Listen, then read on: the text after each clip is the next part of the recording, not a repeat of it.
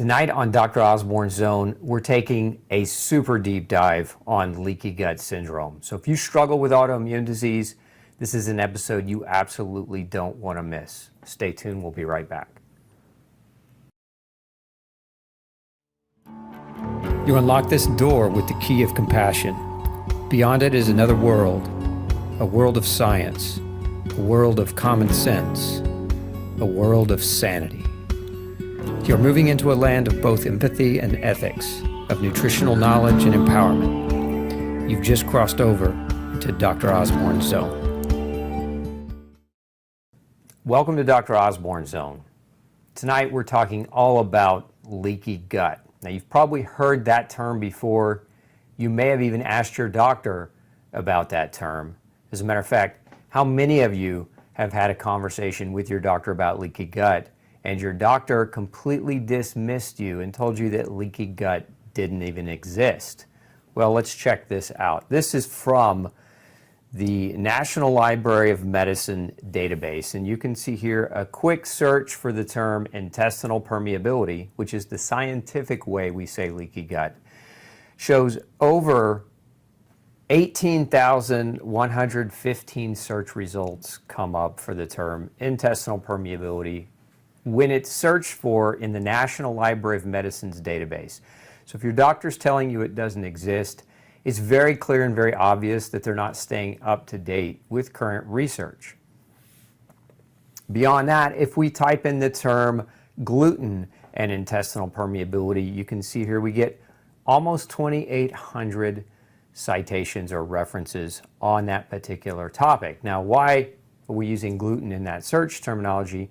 It's because gluten is one of the most common causes of leaky gut. So again, why is that important to you? If you have an autoimmune condition, doesn't matter whether it's autoimmune intestinal disease like celiac disease, Crohn's, or ulcerative colitis, or if you have an autoimmune thyroid condition like Graves' or Hashimoto's, or an autoimmune skin condition like vitiligo, dermatitis herpetiformis, psoriasis, or eczema, or an autoimmune joint dysfunction or muscle dysfunction like rheumatoid arthritis, psoriatic arthritis, ankylosing spondylitis, etc. You need to know what leaky gut is because it is the precursor to autoimmune disease, as we're going to dive into tonight. So what does leaky gut damage do? Let me see here. It overstimulates the immune system. It allows bacterial and viral toxins to access the central circulation, particularly your portal circulation, which travels straight to your liver. This can cause allergic hypersensitivity to foods. It can set the stage for something called molecular mimicry. It's linked to abnormal microbiome, so abnormal bacteria or other microorganisms growing in your GI tract. It's also linked to inflammation of the GI tract, as well as vitamin and mineral malabsorption, so lack of nutrients. Now, if you look here in this image recently published in the International Journal of Molecular Science, this is an infographic, if you will, on many of the triggers causing leaky gut. So if you look at the image and you look at the triggers above, you can see stress, toxins, pathogens, which would refer to things like viral pathogens, bacterial or fungal or parasitic pathogens, as well as food particulates or drugs, as well as infections. So these are the triggers, right? And you can see in this diagram on the right where it says leaky and inflamed, that's a gap. Now these gaps are not big. This is a blown up picture of a cellular barrier. So these are, think of these as microscopic, but you get these microscopic gaps in your gut lining. And if you follow it through, you can see entry of toxins, pathogens, undigested food particles into the bloodstream results in autoimmune response or food allergies and the development of autoimmune disease and poor health. Now, why is that important to understand? I've heard this argument so many times. Doctors will say, it's impossible for the gut to leak because if toxins actually leaked into your bloodstream or if bacteria actually leaked into your bloodstream, you would become septic and it would kill you. You'd go into septic shock and die. Well, it's not that clear cut, and it can actually happen without presenting as sepsis. So don't take that argument from your doctor because it's not true. Now, if you look at this next image, you can see here, it takes you through the steps, right? So in number one, in that first diagram, you've got what looks like to be a normal controlled permeability. There are no leaks. And then you move over to part two there, you can see a minor barrier defect and dietary and microbial antigens, that's what AG stands for, antigens, can influx. So they can now start permeating in through that lining. And then you go into that third realm, which is increased permeability, so that hole or that gap gets wider. And then you go to number four, which is massive dietary and microbial antigen influx, where that gap is even wider. And this is what leads to the inflammation and the vicious cycle of immune dysregulation. Now, this was published by Dr. Fasano. Dr. Fasano is one of the leading researchers on this particular topic. He's actually at Harvard doing a lot of his research today. He used to be at University of Maryland, but he, again, one of the world's leading researchers on the topic. So we know leaky gut is real. We know it happened. So let's take that topic completely off the table. Now that we've established that there are over 18,000 papers published in the National Library of Health or Medicine's research database, we know that over 2,700 of those papers are gluten related, and we know that the vast majority of scientific researchers have agreed that leaky gut does exist. So we can now, again, move on from the topic of does it even exist. Now, here's a simple breakdown of the way I want you to think about leaky gut as we move forward, because this topic can get really complex, and I want to try to keep it as simple as we can. Poop, food particles, and microbial toxins leak into your bloodstream and poison your body slowly over time. That's basically the way this works. So if you want to keep it as simple as possible, think of it in that way. You can see from this image published in Inflammation and Intestinal Disorders, you can see that intestinal permeability increases a lot of problems. You can see that this inflammation that's caused by different types of bacterial and microbial products can go to many different organs. In this image, you can see the lungs are affected, the heart, you can see the brain is affected, and there's studies showing linkages to depression and schizophrenia, autism, Alzheimer's disease, and chronic fatigue syndrome. You can see the muscle can be affected, the fat cells or adipose tissue can be affected, the kidney can be affected. You can see that the pancreas can be affected, as in cases of diabetes, type 1 particularly, and you can also see the liver, alcoholic hepatitis, as well as non-alcoholic fatty liver disease or cirrhosis. So it's not a simple process, and because these toxins can leak into the bloodstream, they now have access systemically to go to all of your organs and potentiate damage. So if you look at this next diagram, leaky gut leads to autoimmunity. Intestinal hyperpermeability, remember that's the term that means leaky gut, leads to an autoimmune response. If you look at the diagram on the right, and in this particular case, we're using grain consumption as the basis for causation of leaky gut because much research has been done on gluten in this regard. So you can see grain consumption leads to a leaky gut, which then overburdens the immune system, leading to chronic inflammation. Now multiply that by time, and you have systemic breakdown of the immune system and development of autoimmune disease. Remember, 70 to 80% of your immune system resides just behind your gut wall. So when that gut becomes leaky, that mass of your immune cells is there ready to become, in a sense, overactive in its attempt to try to protect you. But once the gut's leaking, the immune system burden becomes so great that the inflammation, the chronic inflammation that comes from that over time leads to damage.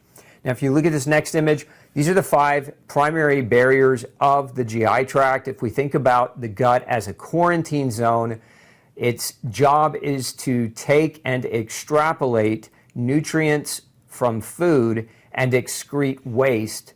And so that's what your poop is, right? So the primary job of the gut is a quarantine station. It does not want to allow things into your bloodstream that don't belong. And so these are the primary barriers that help set that up. You see on the left, you've got the GALT. That stands for gastro-associated lymphoid tissue. When we say that 70 to 80% of your immune system is within your gut wall, this is what we're referring to. Now, the second key thing there you can see is the tight junctions. These are the little protein snaps that hold the intestinal cells together and prevent the leakage from occurring. Then you have mucosal IgA and the mucosal barrier. This is a layer of mucus with antibodies. These antibodies serve as handcuffs, the police force, if you will, of the gut lumen, protecting you from allowing things that don't belong into your bloodstream. They bind those things and help you poop them out, and that mucus barrier helps act as a physical shield. Then you have the friendly bacteria, and these bacteria do several things. One, they help you digest your food. They also help produce vitamins. They also secrete a substance called mucin that coats and lines your GI tract. These bacteria can also talk to your immune system. That's called immune crosstalk. They send messages between your gall to tell your immune system how to prepare for what might be coming. And then you have stomach acid. And this is a barrier that commonly gets left out. Stomach, and this is one of the reasons why antacids are such a bad idea for most people, it's stomach acid kills abnormal microorganisms before they have an opportunity to get deeper down into your intestines and colonize it. So this is a very important part of that barrier and its function. Now, if you look at this next diagram, these are some common causes of leaky gut. If you look at this, you've got food allergens, infection, medications, aggressive exercise, pesticides, plastics, GMO foods, and gluten. And we can scroll in if you want references there. We'll scroll in on those references and you can check those out. But there are other causes of leaky gut as well. Alcohol, we now know, can cause it. Fructose, sleep disruption or not sleeping adequately, nutritional deficiencies, particularly nutrients like vitamin D. Mold toxins or mycotoxins can cause leaky gut. Food additives, a number of studies have now shown linkages to different types of food additives commonly found in processed food products are contributing to leaky gut, and as well toxic metals. So a number of different reasons why we develop a leaky gut. Now, why do we eat? We're supposed to be eating for energy, right? It's a substrate that allows our body to get access to carbs, fats, proteins, and micronutrients like vitamins and minerals. These are the building blocks to how we make energy, how we repair, how we heal and maintain our body. So again, to promote normal tissue repair, growth, and balance, and to maintain nourishment and function of the body, if you poison your gut long enough, it will break. And this is where food comes in. Most of you watching this video are eating food. Now, many of you may not be, and you're on this journey trying to figure out how to heal, so no judgment. But what is food? Food is what I call frankenfood. It's not really food, it's chemicals disguised as food in packaged items in the grocery store. So if you look here, aside from the possibility of reacting to real food, because some people do truly have food reactions, gluten sensitivity is a very real food reaction.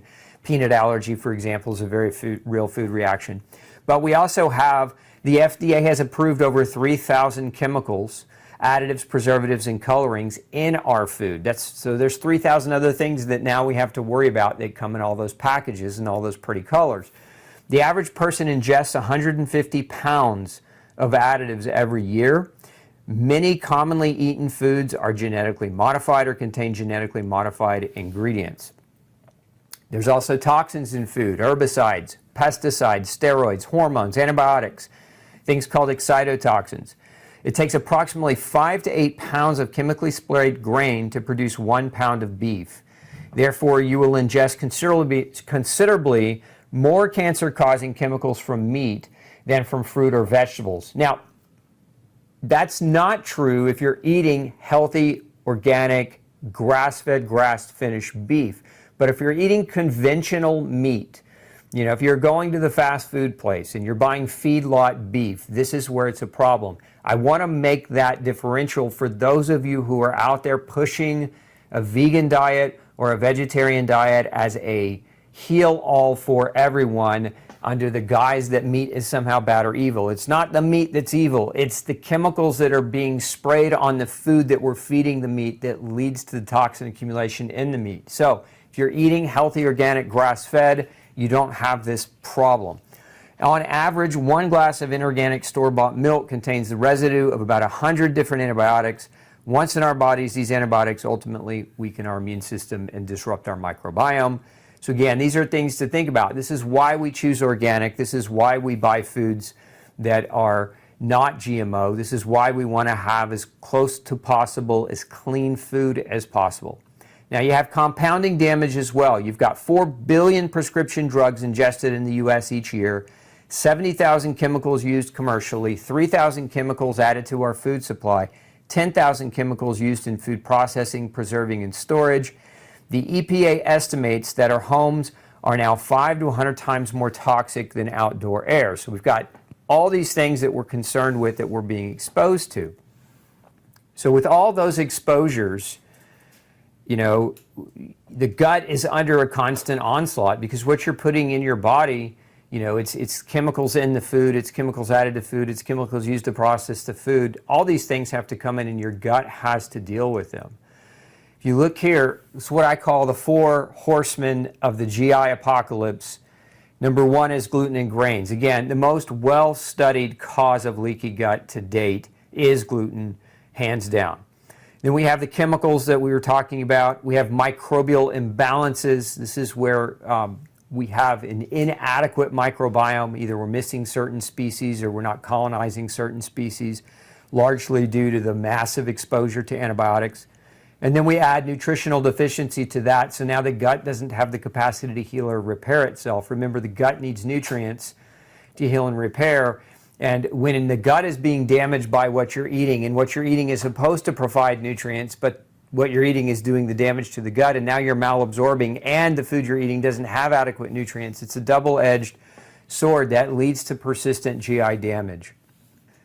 So let's talk a little bit about gluten. Gluten is the number 1 cause, most well-studied reason why leaky gut occurs, so I think it deserves a little bit of time and attention. If you look at this diagram, you can see there are a couple of different types of reactions that can occur. You can have acute reactions in the form of IgE antibody responses that can occur, and this is really typical for people that consume wheat, and there are people that have wheat allergy. But this can cause acute pain, so acute stomach pain or aches. It can also lead to asthmatic symptoms. It can cause the throat to close down. It can cause diarrhea. It can even cause vomiting. So those acute symptoms generally happen within the first 3 hours after exposure.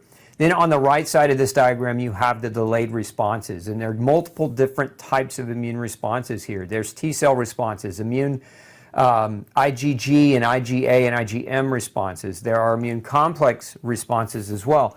The window of these responses is about a 2-week-long window, so these are less obvious types of inflammation.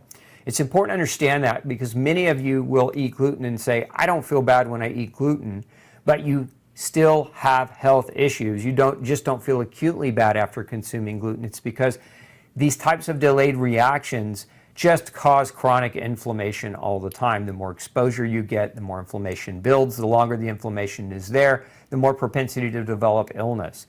So at any rate, both of these acute and delayed responses lead to chemical inflammation that causes gut damage that can contribute to the development of leaky gut. Then you also have what many refer to as gluten intolerance. Remember, gluten sensitivity is not the same thing as gluten intolerance. An intolerance to a food is when you have or lack the ability to properly digest that food. So think of intolerance as lacking the enzyme capacity to break the food down. Now, when we can't digest gluten, that can contribute to gut dysbiosis. In essence, changes in the microbiome, changes in the bacteria that live inside our GI tracts. This can contribute to leaky gut, otherwise known as intestinal permeability. Once your gut is leaking, you can now start developing what we call acquired food reactions, meaning now that your gut is leaking, foods are leaking through, not being properly assessed by the immune system. Your immune system starts to overreact to the foods that are leaking through. This is why you can develop multiple types of food reactions as time goes on. This is one of the reasons why we see kids and adults alike developing more and more reactivity to food. It's because their guts are leaking and they are acquiring more and more reactions as time goes on. So You can also see that with gluten intolerance, you can get zonulin production. Now, zonulin is a protein that creates a dismantling of the tight junction. So we've got more than one mechanism for gluten intolerance creating or contributing to leaky gut, and it's important that you understand those. We also have the production of immune system antibodies and inflammatory chemicals that can come out of intolerance. So again, although intolerance at its core is an inability to digest the protein, it leads to a systemic inflammation that leads to or contributes to the development of autoimmunity further. Now let's check out a couple of studies on this. If you look here on the left-hand side, you can see here in this study, based on our results, we concluded that gliadin activates zonulin, signaling irrespective of the genetic expression of autoimmunity, leading to increased intestinal permeability to macromolecules. In other words, the gluten creates leaky gut. In the second study published in the Journal of Gastroenterology, you can see gliadin binds to CXCR3 and leads to MYD88 dependent zonulin release and increased intestinal permeability. Another study showing how gluten can contribute to or cause leaky gut.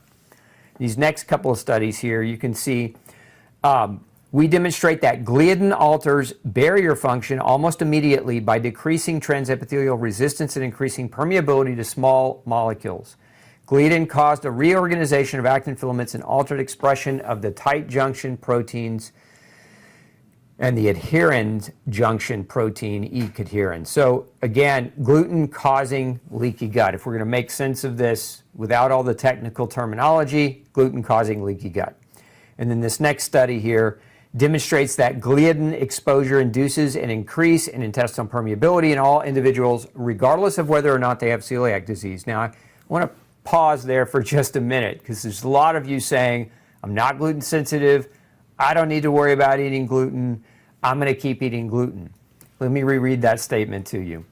This study demonstrates that gliadin exposure induces an increase in intestinal permeability in all individuals, regardless of whether or not they have celiac disease. Why is that important to understand? 60% of total caloric intake in the U.S. is wheat. 60%. This is one of the major reasons why we see heightened food allergies, heightened intestinal permeability, and heightened development over the last many decades of autoimmune reactions developing in individuals. Because gluten was not always consumed at that level. 60% of total calories just from wheat. Now, when you add other grains to that calorie base, the number's even higher, but at least 60% just from wheat alone. You think about that, you know, pizza night, hamburgers, pasta, everything that we do, kids' cereals, donuts, kolaches, all the things that we feed on a regular daily basis is a major part of the staple of the diet are grain-based foods. This was not always the case. We can go back as little as 50 years ago and see that the consumption of grain was far less than it is today. So this is important for those of you, even if you're not gluten sensitive, because if you're using grains as a primary staple food in your diet, you are triggering this leaky gut response and you are setting the stage for the development of autoimmune disease.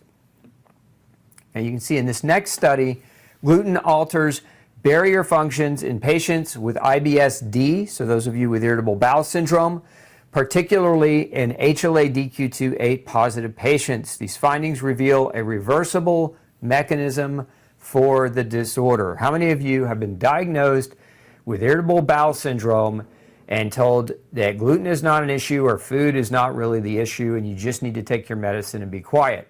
Well, not true.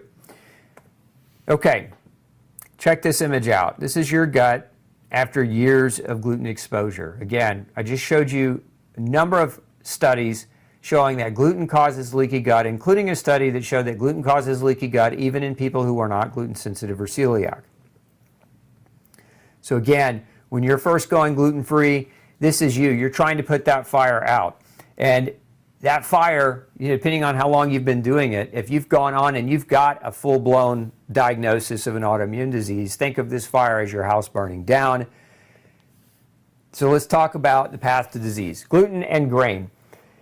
So undiagnosed, in that first box, you can see typically little symptoms, gluten-induced damage combined with other poor choices, but no major development of disease at this point. But then we get progression to what are called subclinical problems. In other words, you develop leaky gut, you start developing reactions, inflammatory reactions to food and environmental allergens start to pick up. Your body just becomes more inflamed. You are increasing the inflammatory burden on your immune system. And so the longer that goes on, the more damage you do, the more pressure you put on your body to heal that damage. And what happens to people in this stage is they start to develop what we call a repair deficit. They are now breaking down faster than their body is capable of repairing and healing. And when you start to get into that stage, full-blown disease is next. So you can look at that last section. It says recognition of problem, but not its origin. This is typically what happens when people visit their doctor. They're given a diagnosis. Here, Mrs. Jones, you have inflammatory arthritis. We don't know why, but here's this drug for the rest of your life, right? So you get a diagnosis, but not an origin of why, and you get prescribed a medication. So again, this is the stage of illness and disease diagnosis is setting in, and autoimmunity and inflammatory changes are setting in, and now you've had them formally diagnosed by your physician. This is what I like to call the grainflammation cycle, right? So you look at this diagram and you look at grain, and I'm picking on grain first, but we'll pick on some other things shortly. Grain, gluten is one of the biggest culprits. And if you look at this diagram, you can see all those things coming into the funnel, right? These are all things that are found in grain. So the reason I'm picking on grain and not just specifically gluten is because these are all true things about grain. Grains come with pesticides. Many grains are genetically modified. Grains come with gluten. They also come with mold and mycotoxins. Grains come with excessive omega-6 fatty acids. They can come with heavy metals and substances called ATIs. These are proteins that cause gut inflammation even without gluten.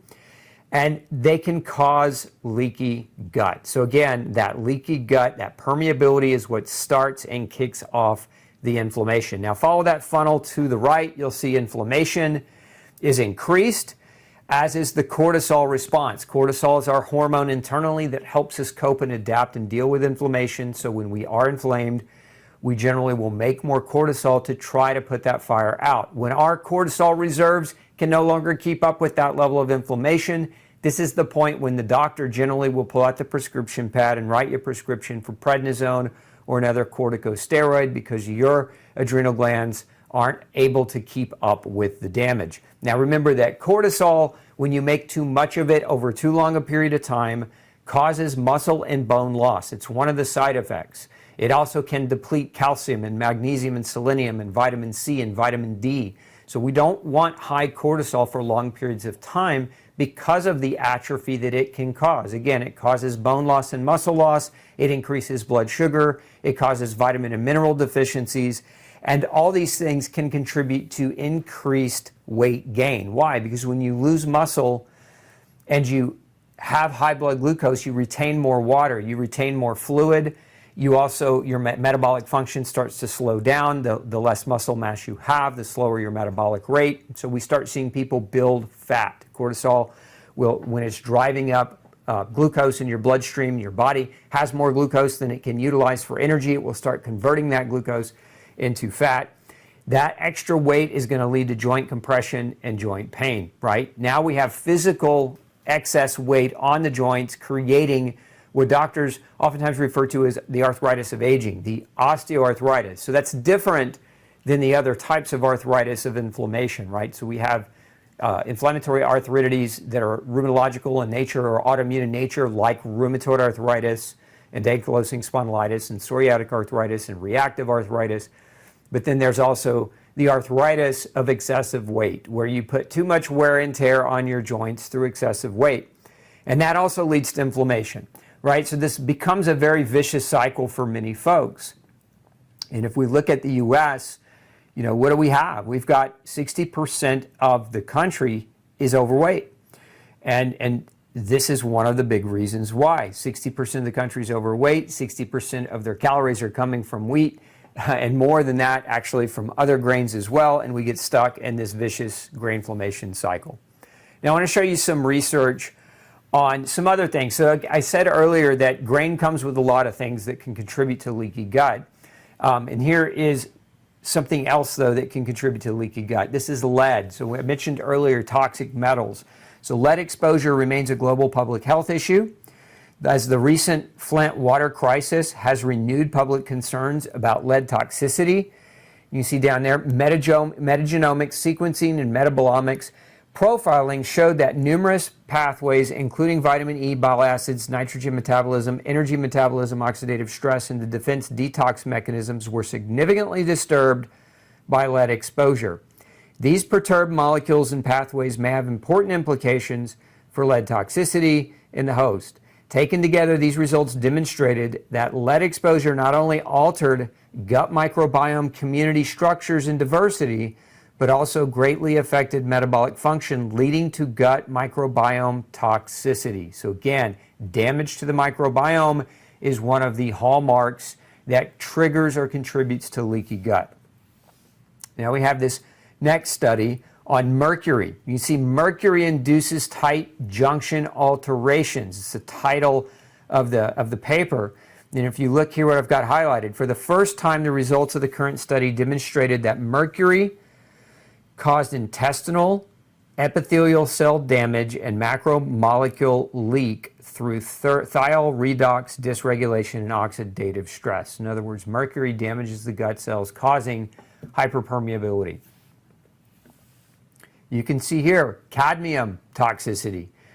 Cadmium exposure induces a significant alteration of bacterial populations and their relative abundance in gut bacteroidetes to firmicutes, accompanied by increased lipopolysaccharide production, reflecting changed metabolic activity of intestinal microbiome. Let's make English out of that for you. Cadmium induces a change in the types of bacteria that thrive in your gut. Now, when that happens, certain types of bacteria produce a known toxin called LPS, lipopolysaccharide. It's a toxin. That toxin leaks across the gut barrier and is now being shown to cause non-alcoholic fatty liver damage. So they're referring to cadmium leading to the contribution of that process. Now, second, in intestinal wall, cadmium exposures induces inflammatory response and cell damage, including disruption of tight junctions, ultimately leading to increased gut permeability. So far we've got lead, we've got mercury, we've got cadmium. Now, where can you find lead, mercury, and cadmium? Well, you can find those in rice. That's a grain.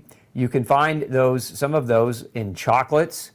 We've had a lot of publication here recently about chocolate being contaminated with high amounts of lead, right? We can find these things in consumer products, especially those that are imported, not regulated by our own EPA here in the US. There are a number of products being imported that do contain toxic metals. So you've got to be careful around heavy metal. You can see here in this study on arsenic, over the past few decades, light has been shed on varying mechanisms which arsenic induces cancer. Such mechanisms include gut microbe perturbations, genotoxic effects, and epigenetic modification. Gut microbe perturbations have been shown to increase the level of pathogen-associated molecular patterns such as LPS, leading to uncontained inflammation. Again, same story.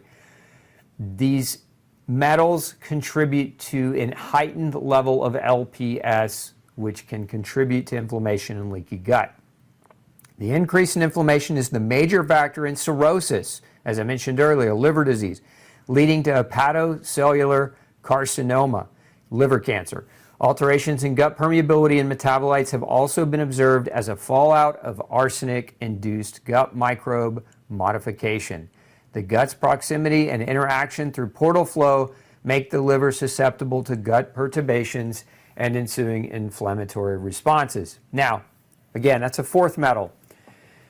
A lot of heavy metal here. Where else can we find heavy metals? In those Well, we can find heavy metals as adjuvants in a number of the supposed healthy disease-preventing jabs. So, you want to be careful. Ask your doctor about the ingredients. You want to read the ingredients not only on the foods that you're eating, but on the things that you're being exposed to. Now, here's some information about xenobiotic interactions with microflora. So xenobiotics have been known to alter the gut microbiota or microbiome for some time.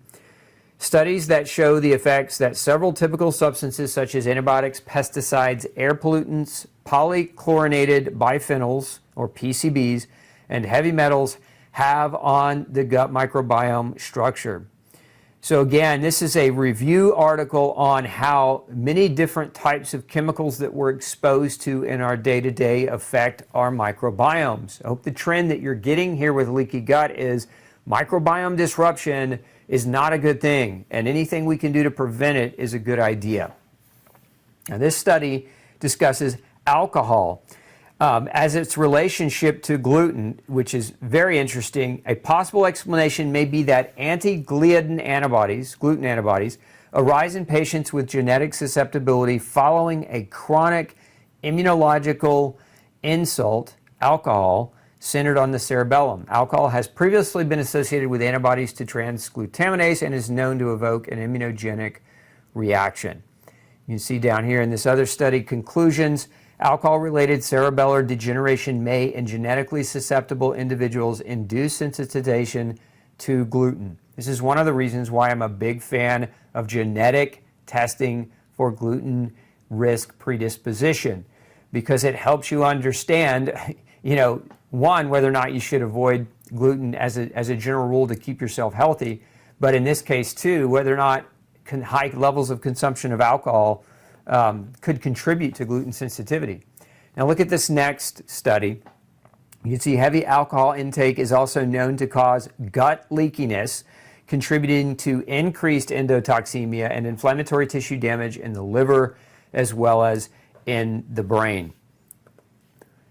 Now we have alcohol and circadian disruption, because one of the other triggers for leaky gut is poor sleep or circadian disruption. So you can see in this diagram to the right here, published in the journal Alcohol, you can see that alcohol creates a circadian disruption. I'm in the middle column, follow along down the red center.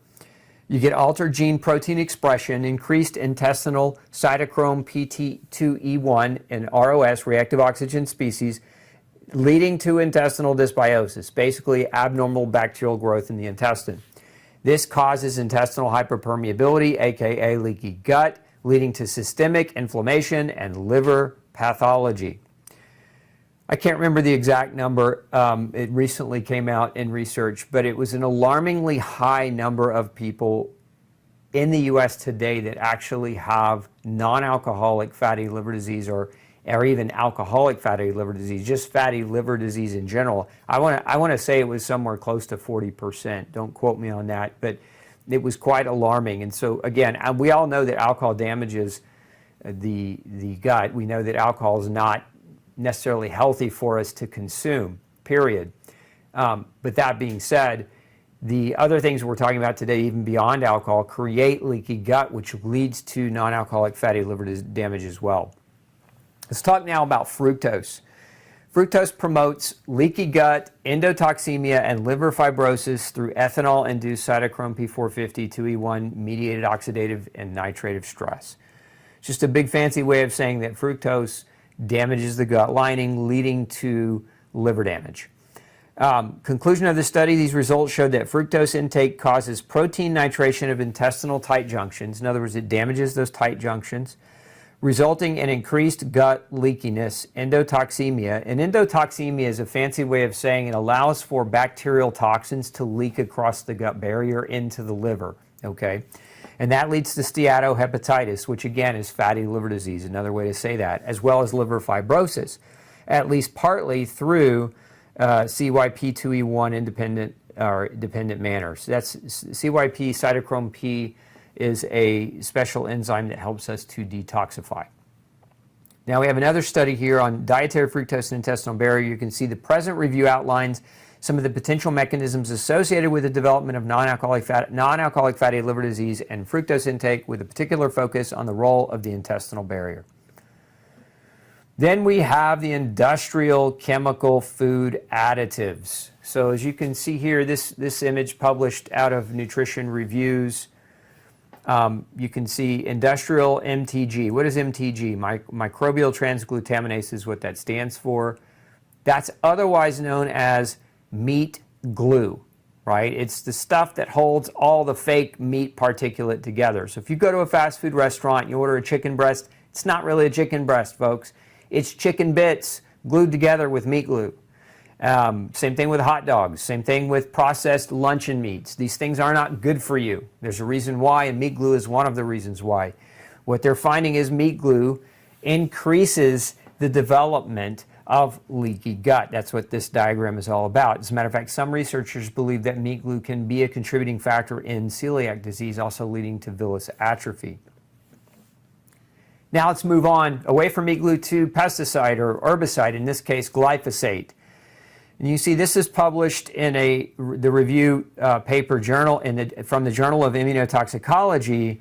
And so you can see here glyphosate in the center, in the hub, and you can see the arrows pointing away, so you can see glyphosate's effects, right? There are cytotoxic effects, oxidative effects, there are cancer-causing effects or carcinogenic effects. There have been a lot of lawsuits recently cited in favor of the plaintiffs against the producers of glyphosate as a reason for causing these plaintiffs cancers.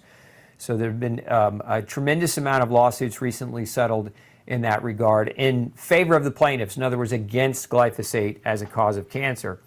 We know that it has reproductive effects and teratogenicity effects, meaning it can cause birth defects.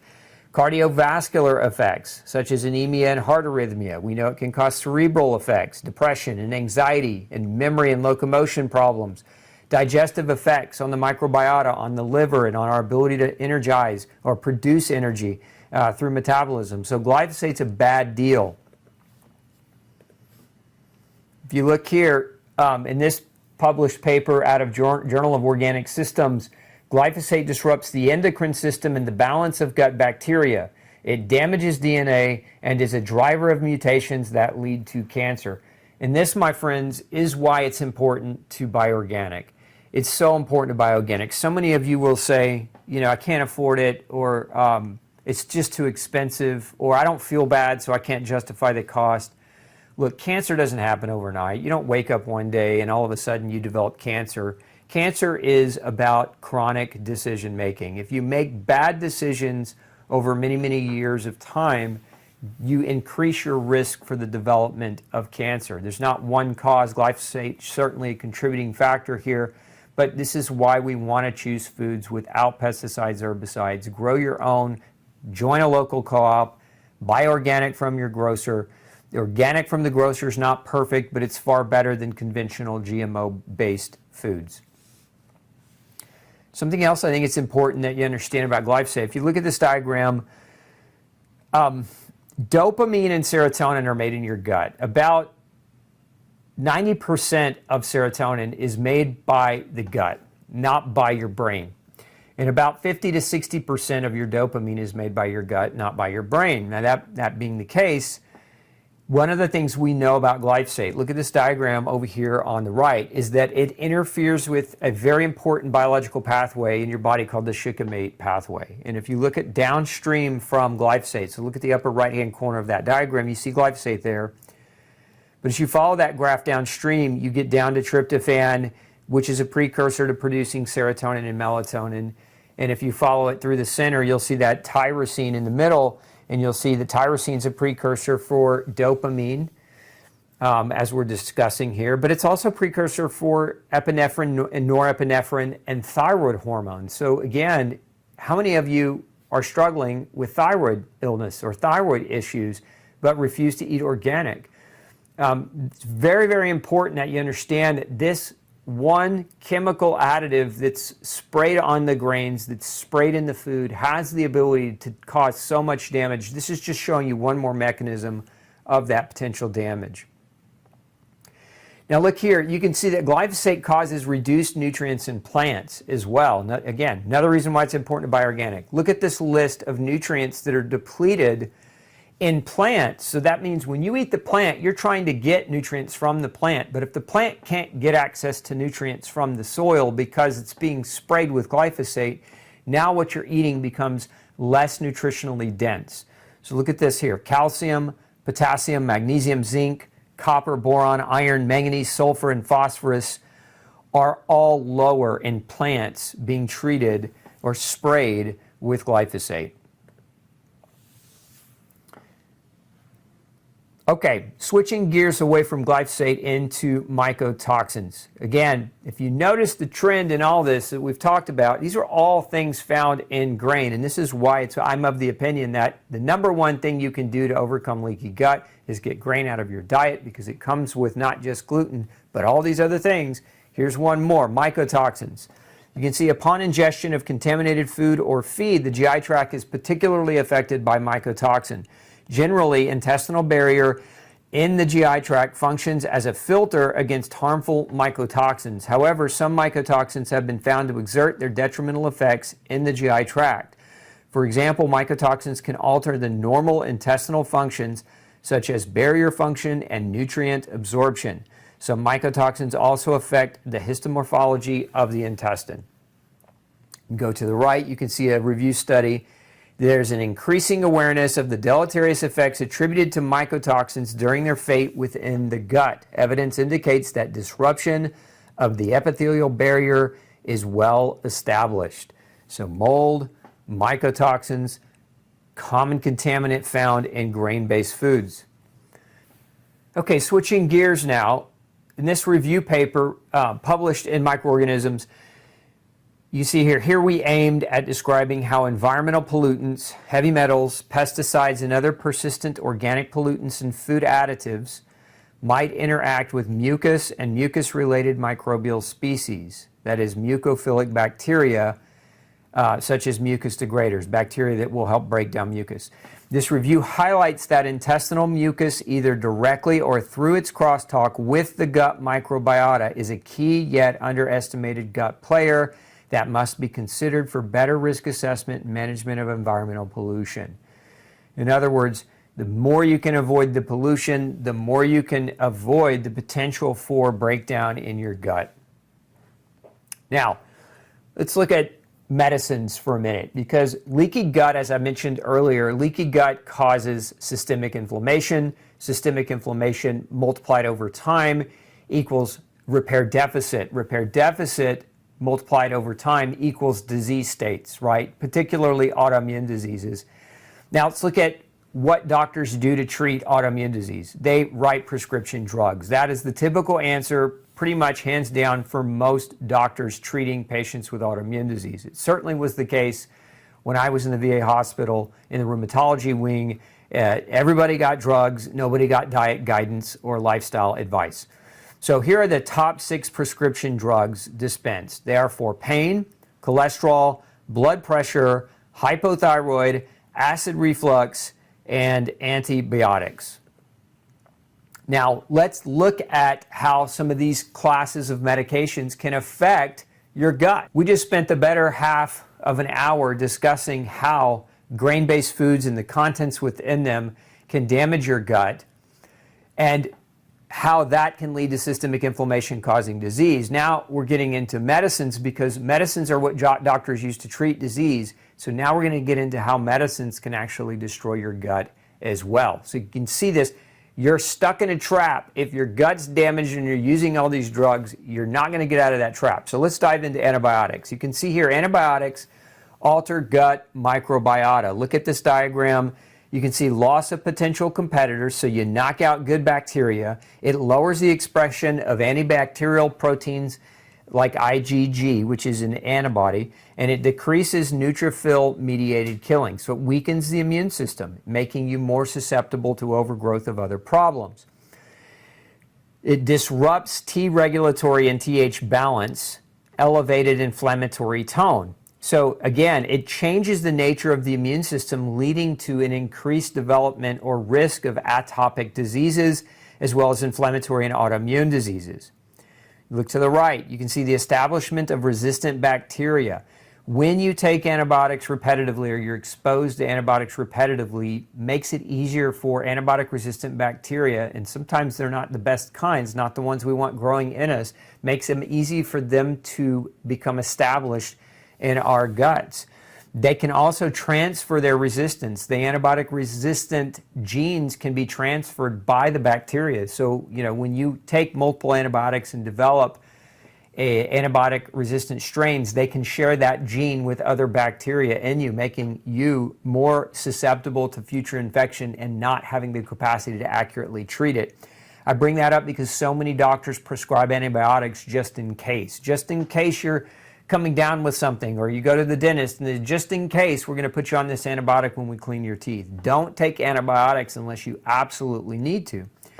You can also see the elevated inflammatory tone and the altered insulin sensitivity, as well as the altered metabolism of short-chain fatty acids and bile acids. Why does that matter? Short-chain fatty acids are the primary fuel source for your colon cells. It's how your colon cells make new cells and keep your colon lining intact. And when you take antibiotics, you damage the bacteria that help you make short-chain fatty acids. So then your colon starves of energy, and the cells in the colon can't function as well.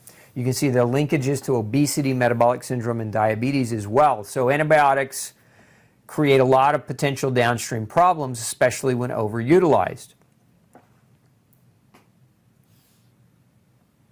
Okay, let's go into this next diagram. I want to focus in on the right-hand side of this diagram. You see medications that contribute to leaky gut. You see there non-steroidal anti-inflammatory drugs. These are drugs like ibuprofen and aspirin. How many of you have had a cardiologist recommend that you take aspirin every day? Well, these drugs erode the mucosal lining of your gut, and they can cause an erosion and a leakiness of the gut. Birth control pills, antibiotics, immunosuppressants, corticosteroids, antacids all contribute to leaky gut. Some of the most commonly prescribed drugs out there. You see under the center there, NSAIDs in leaky gut, direct damage to mucosal lining of the stomach and the small intestine. Metabolites from the liver break down to oxidized gut cells. These medicines can also deplete you of vitamin C and iron, also folate. Leaky gut and birth control pills. We know that birth control pills can deplete vitamin B6 and magnesium and B12 and vitamin C and folate and vitamin E and calcium. But we're also now seeing research that shows that these exogenous estrogen hormones can contribute to leakage of the gut barrier. Okay, look at these studies here. Effects of steroids upon the GI tract. In the stomach, high doses of glucocorticoids inhibit prostaglandin biosynthesis, thereby inhibiting the gastric alkaline response and producing severe gastric lesions. Exacerbation of subclinical intestinal infections and perforative lesions have been observed in both animals and man given glucocorticoids. In other words, the longer you're on them, the more potential damage they can do to your GI tract. Now go over to this study on the right. It's a review paper published in Gastroenterology.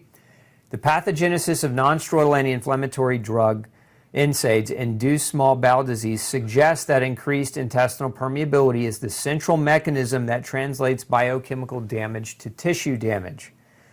Increased intestinal permeability appears to be a central mechanism in the pathogenesis of NSAID enteropathy. So again, leaky gut. This next review study. The risk of upper GI complications associated with NSAIDs, glucocorticoids, acetaminophen, and combinations of these agents. So they took all the primary anti-inflammatory drugs and in their combinations, and here there's a review explaining kind of what to understand. So most anti-inflammatory drugs have been associated with increased risk of serious upper GI complications. The risk of GI tract bleeding or perforation increases twofold with use of oral steroid or low-dose aspirin, and increased around fourfold with use of non-aspirin NSAIDs. That would be drugs like ibuprofen and naproxen. They go on to say acetaminophen at daily doses of 2,000 milligrams and higher has also been associated with an increased risk Overall, the risk is dose dependent and is greater with more than one inflammatory drug taken simultaneously, so don't mix your medicines. Hence, whenever possible, anti-inflammatory drugs should be given in monotherapy and at the lowest effective dose in order to reduce the risk of serious upper GI complications. Here's moving into some more medication. So this one on the safety, tolerability, and risks associated with newer generation antidepressant drugs. How many of you are taking SSRIs? You can see here several effects are transient and may disappear after a few weeks following treatment initiation, but potentially serious adverse events may persist or ensue later. They encompass gastrointestinal symptoms such as nausea, diarrhea, gastric bleeding, dyspepsia, hepatotoxicity or liver toxicity, as well as weight gain and metabolic abnormalities. You can see here oral contraceptives and menopausal hormone therapy, current evidence and future directions. It's a review paper published in the journal Drug Safety. See here, first, oral estrogen has been shown to modify intestinal permeability. Recent data have linked modification in the gut microbiome to endogenous levels of androgens, which are also known to be altered with exogenous hormone use and influence the development of autoimmune diseases. Oral contraceptives are also associated with an increase in certain Candida and Prevotella species in oral flora, a resultant increase in risk of periodontitis or gum disease. In addition, recent animal data suggests that gut commensal microbes may modulate levels of endogenous testosterone. So this leading to the potential development of autoimmune disease. So birth control pills or estrogen therapies can modify gut permeability while simultaneously increasing Candida overgrowth, the potential for it, or the potential overgrowth of Prevotella. So not a good thing. Remember, Candida overgrowth can also cause leaky gut, and Candida can mimic gluten. So if you're gluten sensitive and you have Candida overgrowth, Candida produces a protein that mimics gluten, and so even if your diet's gluten-free, that Candida overgrowth can mimic gluten exposure. Now here's another study on antidepressants. You see nearly 13% of Americans 12 years and older take an antidepressant. That should scare the hell out of all of us.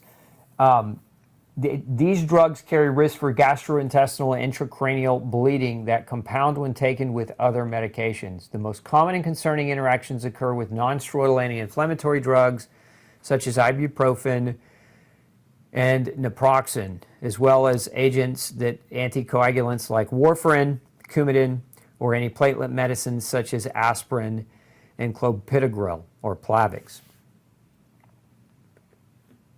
Okay, here is a diagram with some of the more common drugs that impact gastrointestinal function that can lead to, contribute to leaky gut. And so I'll hold this diagram up on the screen for you. Common drugs, you can see here antibiotics, pain relievers. I've just shown you a number of research studies. I've shown you a number of research studies on antidepressants, as well as acid reflux medications. And you can see the mechanisms here. Antibiotics destroy healthy gut bacteria, hinder digestion and vitamin synthesis, contribute to an increased risk of infection, contribute to leaky gut, and the development further of autoimmune disease. You see pain relievers erode the mucosal lining in the stomach and upper small intestine. You see acid reflux medications inhibit or lower stomach acid function, which hinders digestion of nutrients like protein, calcium, and vitamin B12, which leads to weakened immunity, depression, and bone loss. You can see antidepressants alter gut motility and contribute to constipation, but also I've shown you that they cause intestinal permeability as well. So we look at other medicines and how they interfere with gut function. You know, the GI tract is super important in its ability, again, to act as a quarantine zone, but also to extrapolate the nutrition from your food. So anytime you're taking drugs that can interfere with its functionality, you're running the risk of exacerbating your pre-existing illness that you're trying to treat with the very medications. And so, again, keep that in mind. This is especially true for those of you who are taking multiple medications. So if you go through this list, I'm not going to read it to you, but you can see There's a laundry list. So pause this section of the video, take a snapshot of it and read through it and make sure if you're taking drugs that are interfering with your capacity to digest, you're most likely making the problem worse in many ways. Now, a special note about blood pressure medication, especially as it relates to gut damage. Those of you that are taking a class of medications that end in an ARTAN, so drugs like olmesartan and valsartan, these are drugs called angiotensin receptor blockers. And there are a number of new studies now coming out showing that these drugs that are used to lower blood pressure can actually damage your villi in your intestines. In other words, they are mimicking celiac disease. They are causing the same types of damage that we would see gluten cause in someone's gut. So you can see olmesartan is a prescription medication used to treat high blood pressure.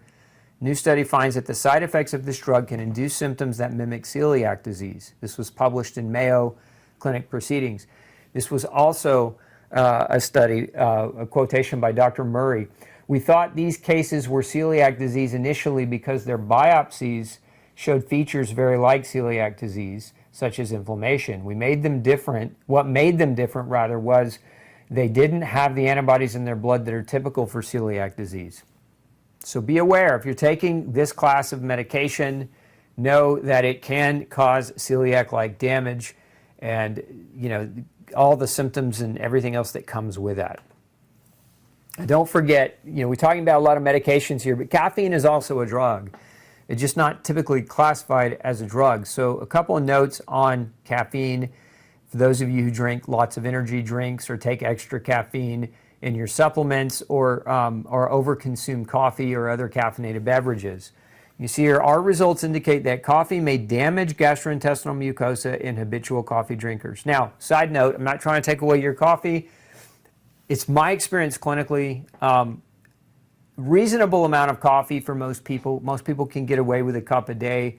The ones that I really see struggle are the ones that are drinking multiple cups a day. They're sipping on coffee throughout their day. They're not drinking water. They're drinking 3, 4, 5, 6 cups, a pot of coffee over the course of their day. So if you're one of those individuals, take heed. You see this next study here. It's demonstrated that coffee promotes gastroesophageal reflux. Again, the higher the doses, the greater the risk. And that's what you want. That's the way you want to think about it. Now, chronic illness. As I said earlier, chronic illness usually means chronic medication use. So if we go back to leaky gut contributes to systemic inflammation that can contribute to multitudes of different types of autoimmune diseases that lead to symptoms, that lead people to their doctor. Their doctor gives them a diagnosis and then proceeds to write them prescription drugs to mask the symptoms that they're experiencing in an effort to improve the quality of their life. All that being said, how many times are you going to allow that to happen before you realize that the use of chronic medications, as I've just laid out for you, many of them having a major impact on the GI tract and will only serve to give you a false sense of security. They may mask your symptoms for a time, but in the process, they're deteriorating your vitality by robbing your gut of its capacity to function. And so, again, when meds alter gut function, we develop more problems. More problems equals more meds. More side effects equals more meds. This is what we see now. It's polypharmacy at its worst. The average adult American is on 4 to 5 drugs. We know that the cost of that is over $3 trillion a year, and we're not seeing the health of people improve. So the very things that we spend money to treat the diseases are not improving the actual outcomes in these cases. So we're throwing good money away at symptoms instead of asking where the symptoms come from. Also, keep in mind that many medicines cause vitamin and mineral deficiencies. And so, as you see here, I've just taken a screenshot of one of the books from my library at home. The common medications prescribed for the treatment of autoimmune disease cause vitamin and mineral deficiencies that can hinder gut recovery. Nutritional deficiencies in leaky gut. This is not a comprehensive list of all the deficiencies, but it's some of the major ones. Vitamin D, vitamin A, vitamin C, the B vitamins, the whole family of them, magnesium, zinc, selenium, L-glutamine, and short-chain fatty acids like butyrate. These deficiencies contribute to leakage. Now, this is published off of Cleveland Clinic's site, you can see here those with genetic predisposition that have low vitamin D deficiency can rechange or alter the microbial floral composition. In other words, it alters the type of bacteria growing inside of you, and that can contribute to increased leakage of your gut, as well as an increased immune activity or increased inflammation, leading to autoimmunity. This is one of the reasons why vitamin D is on our list of nutrient deficiencies that can contribute to leaky gut and autoimmunity. It's such a super simple thing to test. You know, if you have gone to your doctor and you do have autoimmune disease, you know, take this list and ask your doctor, look, doc, measure these things. Let's make sure I don't have deficiencies of these nutrients, because again, these deficiencies specifically can contribute to an intestinal permeability that just won't go away. Now, moving on, you see stress is also a factor. This study is the first to show that fluctuations in gut permeability after psychological stress induction. Now, we've already known that like super high intense exercise can cause transient leaky gut, but in this study, they actually showed that psychological stress creates an effect on the gut that leads to leakiness as well. Okay, so we've just talked about a lot of things, so let's kind of bring perspective to it all, right? Disease is the accumulation of years of damage. That damage is a conglomeration of environmental bludgeoning. Typically, most of the things we've talked about today are your choices. They're not things that are not beyond your control. They're not genetic factors that predetermine that you're going to be ill because your dad or your mom or your uncle or your aunt or your grandparents were ill. These are food-based and environmental-based triggers. That's why we use the term environmental bludgeoning here. Repairing years of damage takes time. Removing gluten is a start, but it does not repair the damage. It stops one of the many poisons entering the body, but it doesn't repair the damage. Remember, removing grain comes with all those things we talked about. It comes with heavy metals, comes with molds and mycotoxins, excessive carbohydrates. It comes with chemicals like pesticides. Many grains are GMO. So again, grain comes with a lot of bad things. So when you cut grain out of your diet and you're getting rid of gluten, but you're also getting rid of all those other things. So now that you're removing a lot of those potential poisons, now your body still has to repair, right? So again, removing gluten doesn't repair the damage. It stops the poisons from entering the body. Stopping the poison will certainly help, but it won't address all of the other environmental factors that contributed to your poor health. And so remember that disease is multifactorial. Once you become ill, overcoming leaky gut may require more than removal of gluten and grains. Toxic burden impacts the function of multiple tissues in the body, and so all this has to be healed, all this has to be repaired.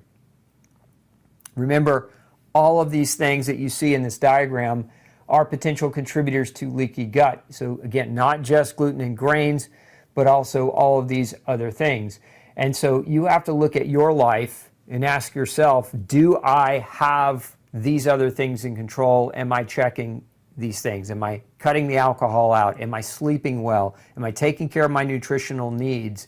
Am I consuming a lot of fast food? Can I get rid of that in lieu of real food? Am I drinking or eating out of plastics every day? Am I taking multiple medications that affect the health of my gut? Do I have unresolved food allergies and I'm eating those foods anyway? Do I have an overgrowth of abnormal bacteria in my GI tract that's continuing to contribute to the problem? These are things that should be investigated. If you want to overcome leaky gut, people come to me all the time and they've been trying to get rid of their leaky gut for years, 5 years, 10 years, doing things that they think are the right things, trying to throw supplements at leaky gut, but not making enough meaningful diet or lifestyle changes around it. So don't forget, you've got your homework ahead of you. If you want your leaky gut to repair, you've got to consider all of these things. So let's start with fundamentals. Number one, find and eliminate toxic burdens on your gut. Number two, make sure you only eat real food. Cut the garbage out. Number three, exercise to tolerance. Don't go too overboard with this. Exercise to your ability to tolerate the exercise. Again, this is especially true of women who've been sick for long periods of time, who have atrophy. A lot of times they try to ramp their exercise up too quickly and it ends up setting them back. So just be cautious. Do it to your ability to tolerate it. Sleep well. Go to bed on time. Go outside regularly without sunscreen.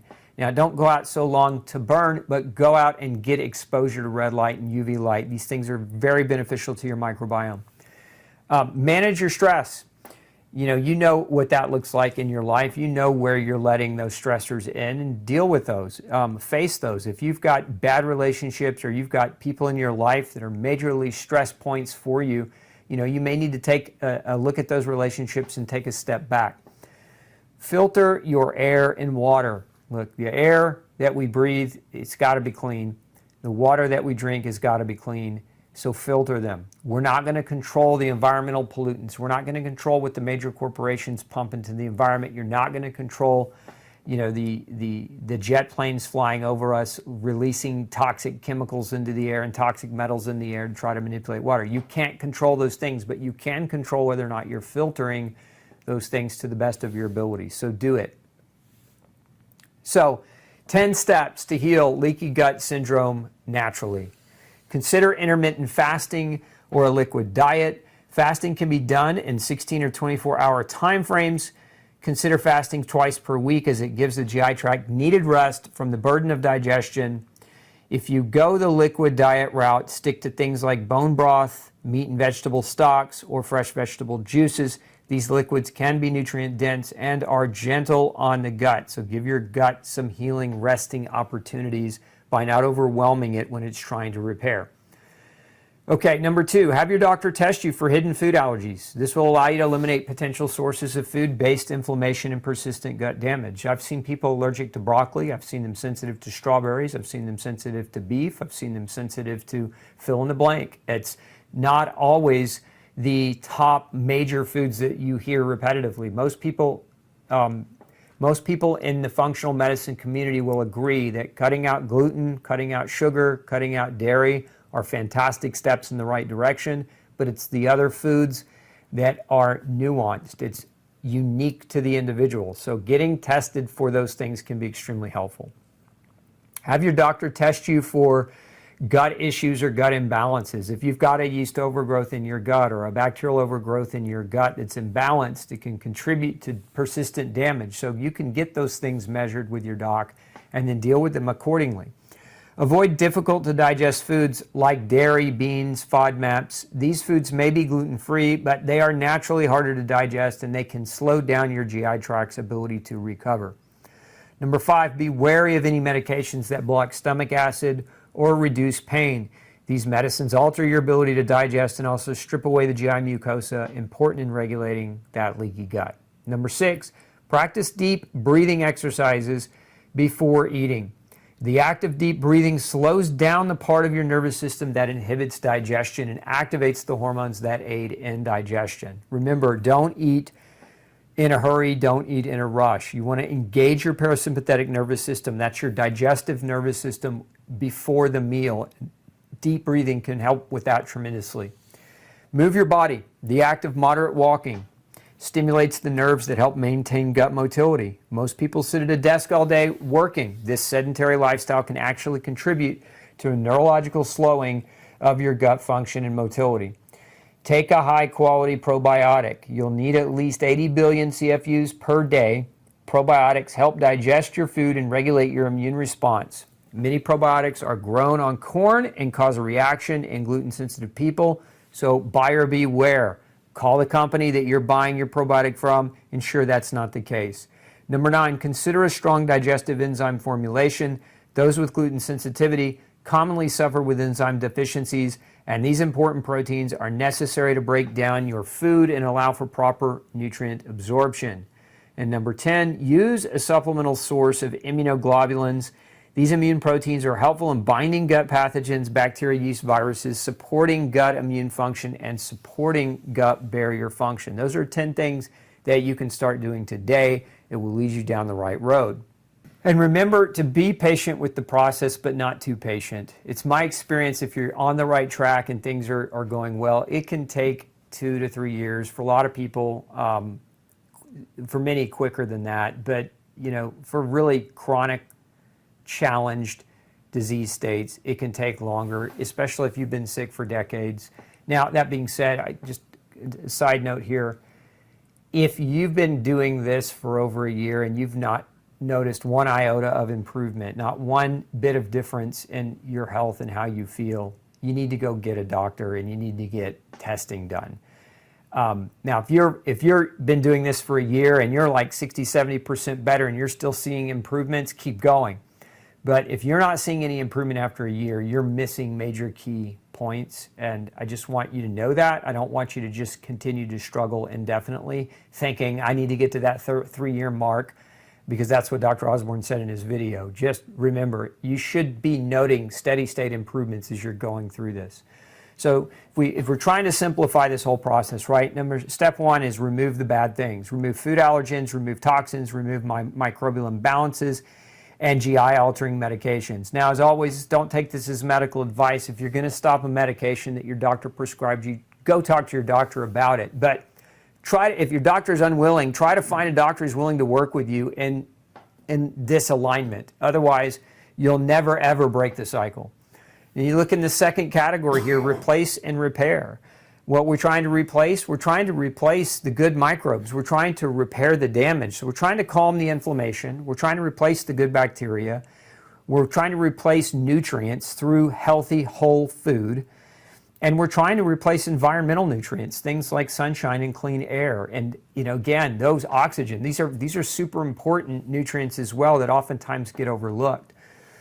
We're also trying to restore and maintain. In that restore and maintain phase, the healing phase, we're working on building a solid foundation of health. Exercise, rest, sunshine, stress management, positive thoughts, all got to play a role in this whole process. So, think of these as your journey. You may not be perfect in everything today, but you need to incorporate all of these things if you really want to get better. Now, I want to talk a little bit about supplemental support. This is one of the top questions I get. Which supplements are healthy? Which supplements are better to try to use during a process like this? And the quick answer is there's no such thing as one size fits all. Look, in my practice, I test people. We predetermine which things they need so that we can be very, very specific. So in this, I'm just going to give you some generalizations. Now, as always, if you're working with your doctor and you're on medication, it's always a good idea to talk about adding your supplements in with your doctor so that you're not doing something that might mix or interact with the medicine in a way that it shouldn't. So again, let's look at some things that might be helpful. You need to restore gut motility. If your gut motility is not there, your digestion is going to be hindered, your bowel movements are going to be hindered, and you're not going to release those toxins from your bowel movements as effectively. So some people find fiber extremely helpful, and some do not. I mean, there's a category of folks that fiber exacerbates or irritates their bowel. So if you are one of those that every time you try a fiber supplement or eating foods that are higher in fiber and you struggle, listen to your body. Your body's right. Now, many of you do extremely well with fiber, and by adding extra fiber, your bowel movements pick back up and become much more healthy. That fiber can also feed the good gut bacteria in your microbiome. We have a formula called Ultra Fiber. You're more than welcome to check it out. I'm going to put a PDF of this entire slide deck in the comment section below the video. And so on this slide here, anything that's underlined is a link, and you're more than welcome to go and check those products out. Don't feel obligated to buy from us, but we do appreciate that support if you want to use our gluten and grain-free products. You might also consider probiotics. As I mentioned earlier, probiotics can be a game changer. I've got entire videos on the benefits of probiotics on the GI tract that you might want to check out as well. Prebiotics. Prebiotics are things that feed probiotics, and so typically a prebiotic would be something like a digestion-resistant starch. You'll notice in some of our probiotics we have something in them called larch arabinogalactin, which is a prebiotic. It's there to feed the microbes that you're taking. And then there's also something called the postbiotic, which you see there in parentheses. That's butyrate. Butyrate is a postbiotic. It is what your good, healthy gut bacteria produce to fuel the cells of your colon. So prebiotics are one thing, probiotic like short-chain fatty acids and butyrate are another. And then water. Make sure you're hydrating well. Water into your bowel helps with bowel movements, as does exercise and motion. Remember, your gut require movement, and you moving, walking, getting up from the desk is going to be super helpful in restoring gut motility. Now, some supplements to support the protection of the lining of the GI tract. Let's say you've got this really long history of using steroids and non-steroidal anti-inflammatory drugs. You've got damage to the mucosal lining and you're trying to soothe that. We have two different what we call mucilaginous products that contain a variety of different ingredients. Things like deglycerinized licorice and aloe vera and okra extract. These are things that coat and line. So if you do have areas that are damaged, we can coat and line those areas and give you some kind of soothing relief as you're trying to make your way through this journey. So two products we have are GI Shield, and another one is called GI Soothe. Now, GI Shield is a powder you can mix in water and drink it. GI Soothe is a pill. So, pick your preference there. Then there's nutrients to support gut energy balance and healthy cell turnover. My two favorite in that regard, one is L-glutamine. L-glutamine is an amino acid. It is the primary fuel source for your small intestinal cells. And so 1 to 2 grams a day of L-glutamine, for many people, find that dose very, very helpful. Ultra Nutrients is our multivitamin.